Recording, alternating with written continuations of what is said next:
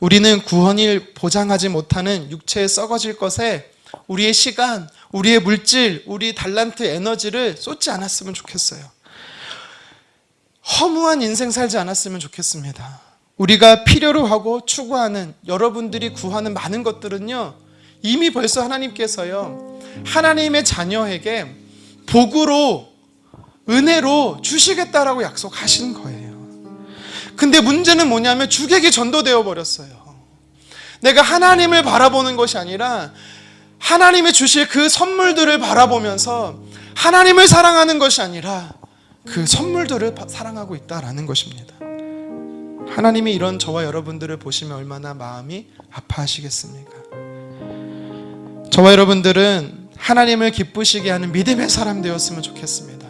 날마다 믿음이 자라고 쌓아져 가는 신앙테크, 믿음을 쌓는 일에 힘쓰는 저와 여러분 되기를 간절히 원합니다. 오늘 성경은요, 아브라함을 통해서 어떻게 우리가 어떤 믿음을 소유해야 하는가 세 가지로 도전하고 있어요. 첫 번째는 바랄 수 없는 중에 바라는 믿음이라는 것입니다.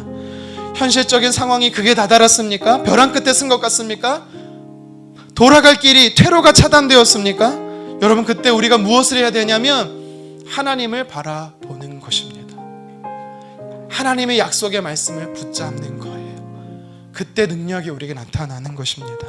아브라함처럼 바랄 수 없는 중에 절망의 상황 속에서 하나님의 말씀을 신실하기 때문에 그 말씀 붙잡고 믿음의 사람 되기를 간절히 원합니다. 오늘 성경은 또 우리에게 의심하지 않는 믿음의 사람 되라고 말씀합니다.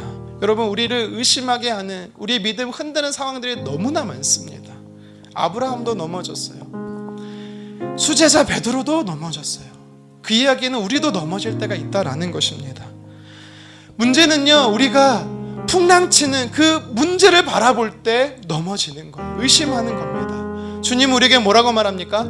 풍랑을 넘어서서 우리의 문제를 해결해 주시는 하나님을 바라보라라고 말씀하는 것입니다. 아브라함에게 있어서 하나님은요, 죽은 자를 살리시는 하나님이셨어요. 그가 경험한 하나님은요, 없는 것을 있는 것으로 부르시는 하나님이었어요. 여러분 삶의 하나님은 어떠한 분이십니까?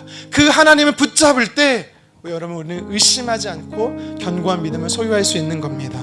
마지막으로 성경은요, 확신하는 믿음을 지니라고 도전합니다. 우리는 의심하지 않는 수준이 아니라 확신에 거하는 믿음의 사람 되기를 간절히 원합니다. 확신에 거하려면 전능하신 하나님, 능력의 하나님, 엘샤다이 하나님을 경험해야 되는 거예요. 내 연약함, 환경의 불가능함이 아닙니다. 하나님은 그때 찾아오셔서, 여러분이 아무것도 할 수 없을 때 찾아오셔서 하나님은 능력의 하나님을 반드시 선포해 주실 겁니다. 그 하나님과 동행하여서 그 하나님의 능력을 힘입어서 믿음의 여정길을 승리하기를 주님의 이름으로 축원합니다.